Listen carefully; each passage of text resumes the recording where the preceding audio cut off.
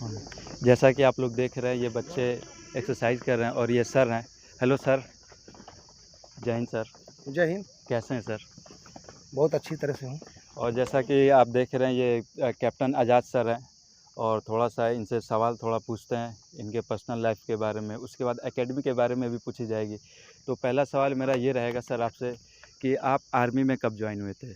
मैं आर्मी में 26 अक्टूबर 91 में मैं जॉइन किया था। बनारस में मैं भर्ती हुआ था। अच्छा, बनारस से आप भर्ती हुए थे 1991 में। दोस्तों सर जो हैं 1991 में इन्होंने अपनी आर्मी में लाइफ शुरू की थी। तो उसके बाद सर आप कहाँ-कहाँ घूमे आर्मी में जॉइन होने के बाद? मैं यहाँ से पहला पोस्टिंग मैं गया था सिलीगुड़ी, सिलीगुड़ी से चंडीगढ़, चंडीगढ़ से फिर श्रीनगर, श्रीनगर से पठानकोट, जी। पठानकोट से आसाम, आसाम से इलाहाबाद, इलाहाबाद से फिर श्रीनगर चला गया जी।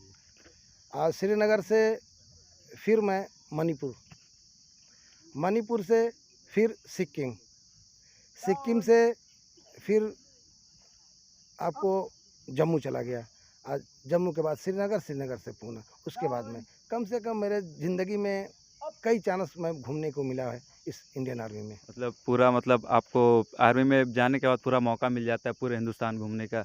तो उसी तरीके से आपने भी पूरा भरपूर मज़े भी लिए और उसके बाद ड्यूटी भी अच्छे से की। तो सर 1991 में जॉइन किए थे, उसके बाद काफ़ी जगह पे घूम के उसके बाद जम्मू लास्ट था सर आपका। नहीं, पूना में रहा। पूना लास्ट था, उसके बाद सर रिटायर हो गए। जैसा कि आप देख रहे हैं सर मेरा दूसरा सवाल आपसे ये है कि आप क्या बेस पे सोचा था कि आपको इंडियन आर्मी में ही जाना है? और भी बहुत सारी फ़ोर्सेज़ हैं, तो आपने वो क्यों नहीं जॉइन किया? मैंने कभी सोचा नहीं था कि मैं इंडियन आर्मी में जाऊंगा, लेकिन अभी लोग फार्म भर रहे थे, मेरे गांव वाले कम से कम 8-10 लोगों ने फार्म भरा और उन्होंने भर दिया। फिर मेरे को बोल रहे हैं कि आप भी फार्म भर दो। तो मैंने क्या किया कि मैंने फार्म, बहुत टाइम कम था और वहाँ पहुँचना मुश्किल था क्योंकि उस समय ऑनलाइन की फार्म की ज़रूरत नहीं होती थी। उस समय डाकिया पोस्ट ऑफिस के द्वारा जाता था। ऑफ़लाइन होता हाँ, था। ऑफलाइन होता था। तो फिर टाइम बहुत कम था, लेकिन मेरे गांव का लड़का एक तौकीर खान है, वो जा रहा था लखनऊ और उसको मैंने फार्म भर के दे दिया और उसने जमा किया और मेरा कॉल लेटर आ गया। 10 आदमी भरे थे लेकिन किसी का कॉल लेटर नहीं आया, सिर्फ मेरा कॉल लेटर आया। वो भी एनसीसी मैंने ए सर्टिफिकेट किया था, इसलिए आया था। जी। अगला सवाल ये रहेगा कि आप रिटायर हो गए 30 साल नौकरी करके, उसके बाद रिटायर होने के बाद लोग अलग-अलग बिज़नेस वग़ैरह करते हैं। आप एक फ़िज़िकल अकेडमी खोल के बैठ गए। तो ये क्या मतलब इरादा था? क्या कुछ अलग करना था या कुछ ऐसी वजह थी जो आप फ़िज़िकल अकेडमी खोल दिए? मैंने तो ये सोचा था कि मैं इस जगह मैं आर्मी का हूँ जी, और आर्मी में रहकर मैं लोगों का सेवा करूँ। जी, तो हमारे को पता लगा कि इलाहाबाद में फ़िज़िकल एकेडमी नहीं है। जी, तो फिर मैंने लोग बोलने लगे, सर आप लड़के आए हमारे पास, एकेडमी खोल दीजिए। तो फिर मैंने क्या किया कि इलाहाबाद एक ऐसा जगह है कि बीच में है और यहाँ कई डिस्ट्रिक्टों से ये लगा हुआ है। तो मैं सोचा कि यहाँ एक एकेडमी खोली जाए कि लोगों का फ़िज़िकल और कुछ इनका भला हो सके। जी। तो सर मैंने सुना है कि इसमें फ़िज़िकल के साथ-साथ रिटेन भी हो रहा है, जो कि आम तौर आप देखेंगे काफ़ी सारे एकेडमी है, लेकिन वहाँ फ़िज़िकल ही कराया जाता है। रिटेन से कोई लेना-देना नहीं रहता है, लेकिन यहाँ पे मुझे सुनने में आया कि आप फ़िज़िकल के साथ-साथ रिटेन करा रहे हैं, तो इसकी वजह क्या है? इसकी वजह तो यही है कि क्या नाम है, मेरा चैनल फ़िज़िकल का चल रहा था। लोगों के फ़ोन आ रहे थे, सर आप फ़िज़िकल का आपने खोल दिया है, लेकिन इसके साथ रिटर्न का होता तो बहुत अच्छा होता कि आम की आम गुठलियों को दाग, एक पंथ दो काज, दोनों का काम होता जी, कि आप फ़िज़िकल खोल दिए हो तो उसके साथ रिटर्न होता। जो लड़के हमारे साथ हमारे एकेडमी में हैं, जो फ़िज़िकल कर रहे हैं, तो वो दूसरे एकेडमी में जाकर रिटर्न की तैयारी करते हैं। जी। तो इस बिना पर हमने खोला कि ये यहाँ फ़िज़िकल भी करेंगे और रिटर्न भी करेंगे। तो ये बहुत अच्छी खबर है और भी बच्चों के लिए कि मतलब एक जगह ही आपको पूरा पैकेज मिल जाएगा। आप रनिंग के लिए, फ़िज़िकल के लिए आएँगे तो वो भी और उसी एकेडमी में आपको रिटेन की भी तैयारी हो जाएगी। बच्चों का इसमें ये खुशी की बात है कि बच्चे अभी यहाँ जो आते थे तो सिर्फ फिजिकल करते थे, रिटर्न जी। के लिए दूसरे के जाते थे। जी। अब ये उनका मौका उनके हाथ से चूक गया कि यहीं आप फिजिकल भी करेंगे, यहीं रिटर्न भी करेंगे और यहीं से भर्ती होकर जाएँगे और वर्दी उनको मिल जाएगा। जी। सर मेरा अगला सवाल ये है कि एकेडमी की फ़ीस वग़ैरह कुछ ऐसा स्ट्रक्चर होगा ना कि फ़ीस वग़ैरह क्या है एकेडमी बच्चों के लिए? एकेडमी की फ़ीस हमने तो सिर्फ साल में 3000 रुपया रखा गया जी, है। जी, 1 साल का 3000 या 1 साल समझो या उसको लाइफ टाइम समझो। हम सिर्फ एकेडमी का बच्चों का 3000 रुपया रखा गया है। लेकिन बहुत बड़ी बात है हमारी एकेडमी की, कैप्टन आज़ाद फिज़िकल एकेडमी की बहुत बड़ी बात है कि गर्ल्स का फ़ीस माफ़ कर रखा है। अगर गर्ल्स भर्ती हो जाती हैं, उनके दिल में जो आता है, अगर इस एकेडमी के लिए कुछ करना चाहती हैं, तो उनके ऊपर है। दूसरी बात कि गर्ल का फ़ीस माफ़ है। दूसरा जो गरीब बच्चा है, जी, जो अपने घर में रहकर और एकेडमी ज्वाइन नहीं कर सकता है, वो कैप्टन आज़ाद फिज़िकल एकेडमी उसका स्वागत करता है, उसका फ्री कास्ट इस एकेडमी में ज्वाइन किया जाता है। जी, तीसरा, वो बच्चा जो फ़ौजी है उसका बाप और इस दुनिया में नहीं है, शहीद हो चुका शहीद हो है, चुके हैं। उस लड़के का अगर हमारी एकेडमी में ज्वाइन करता है, तो उस लड़के का फ़ीस माफ़ है। ये अच्छा 3 लड़कों का माफ़ कर रखा है। जी, जैसा कि जैसा कि आप लोग सुना होगा सर अभी बताएँ कि 3 ऐसे प्रकार हैं, जो उस प्रकार के अंदर लोग आते हैं, लड़के आते हैं, तो उनकी फ़ीस माफ़ हो जाएगी। पहला, लड़कियों का माफ़ हो जाएगा पूरा, जो कि एक भी पैसे नहीं लगेंगे और दूसरा जो शहीद नौजवान के लड़के हैं, जो शहीद हो चुके हैं, उनका फ़ीस भी उनके बच्चों का भी फ़ीस भी माफ़ हो जाएगा और तीसरा सर आपने गरीब बच्चों का कहा था, हाँ, गरीब बच्चों का। जो गरीब बच्चे हैं, उनका भी फ़ीस नहीं लगेगा। जो देने में सक्षम है, 1 साल के लिए समझें, चाहे उसको लाइफ़ टाइम के लिए समझें, 3000 रुपए आपको देना है एक बार, उसके बाद आप एकेडमी का आनंद ले सकते हैं, अगर आपके अंदर जुनून है तो। जैसा कि सर मैंने सुना है कि आप जिस समय भर्ती हो रहे थे, तो आप लाइन में खड़े हुए थे, तो आपको निकाला जा रहा था। तो लेकिन उस समय आप एक्सेप्ट हो गए थे, तो क्या वजह थी कि वहाँ से आपको भगाया नहीं गया और आप भर्ती की लाइन में खड़े हो गए? पहला नंबर तो मैं गाँव का रहने वाला था। मैं गाज़ीपुर का हूँ, आज इलाहाबाद में सेटल हूँ। तो गाँव का रहने वाला हूँ, तो गाँव में जब वहाँ से हम चले थे, तो हम शहर में उतना गए नहीं थे और यहाँ आने के बाद पता लगा कि जिसका 55% नंबर रहेगा, वही लाइन में खड़ा होगा, फ़ौजी लाइन में, जो जी, भर्ती वाली लाइन में खड़ा होगा। जी, जी, लेकिन हमारा 55% नंबर नहीं था, हमारा अच्छा, था 52 पॉइंट कुछ था, जी, तो 55 बन नहीं रहा था।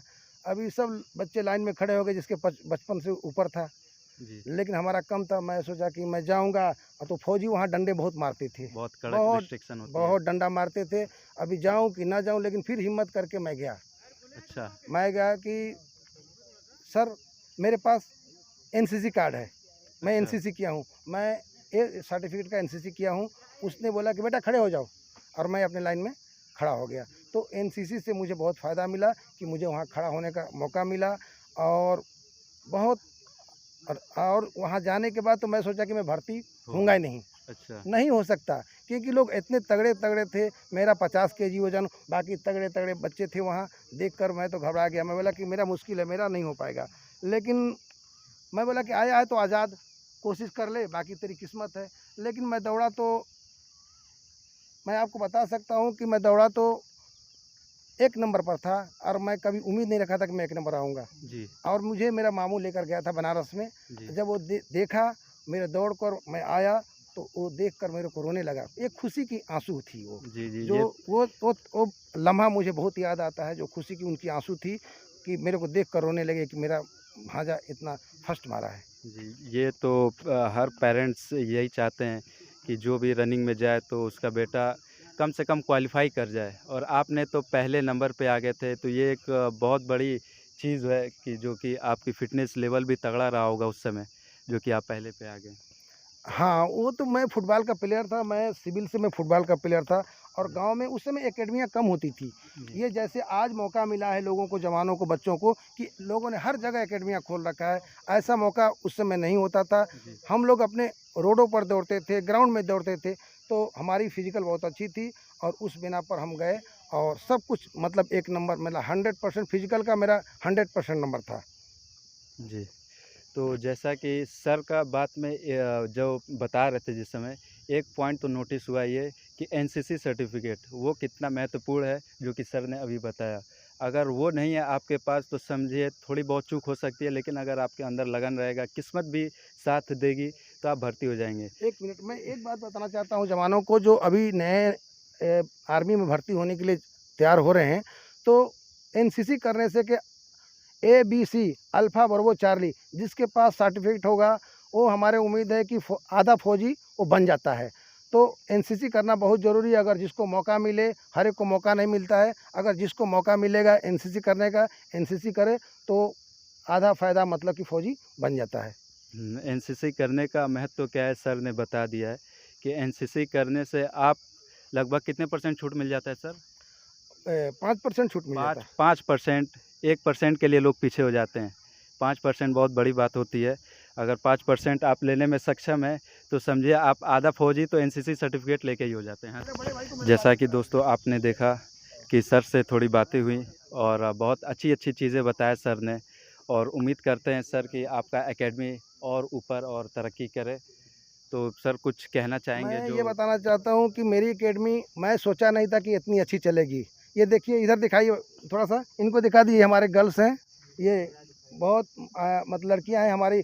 अभी कल कल हमारी 2 लड़कियाँ जो गई थी आईटीबीपी में दौड़ने के लिए, दोनों सेलेक्ट हो गई हैं।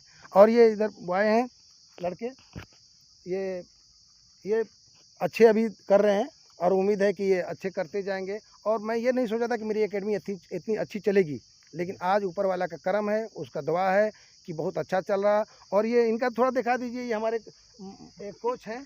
और थोड़ा ये ये ट्रेनर है। ये हमारे भाई साहब आपका नाम? मेरा नाम मंजीत चौधरी है। सबसे पहले सभी भाई को जय हिंद। जो ये भाई के यूट्यूब चैनल पे जितने भी फैमिली है, सबसे पहले सभी को जय हिंद और दिल से धन्यवाद भाई को सपोर्ट के लिए। मुझे बहुत अच्छा लगा कि हमारे एकेडमी आए हुए हैं।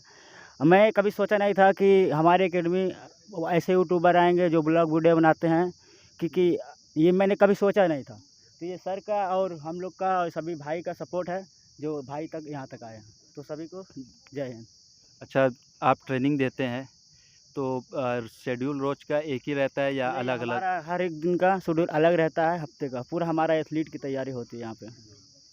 तो सभी अच्छे लड़के हैं, सभी अच्छे दौड़ रहे हैं और जहाँ तक है सभी भर्ती क्लियर करेंगे। देखिए ट्रेनर साहब का भी यकीन है कि भर्ती लगभग लड़के क्लियर कर ही लेंगे। तो दोस्तों जैसा कि आपने देखा ये एकेडमी है, काफ़ी सक्सेसफुल लोग देख रहे हैं कि ये बच्चे एक्सरसाइज कर रहे हैं, और ये एकेडमी की सबसे बड़ी बात ये है कि जब से ये खुला है तब से ये हर महीने या तो हर हफ्ते एक न एक 2 बच्चे बच्चियां सब निकलती रहती हैं। कल ही सर बता रहे थे कि 2-3 लड़कियां आईटीबीपी में सेलेक्ट हुई हैं।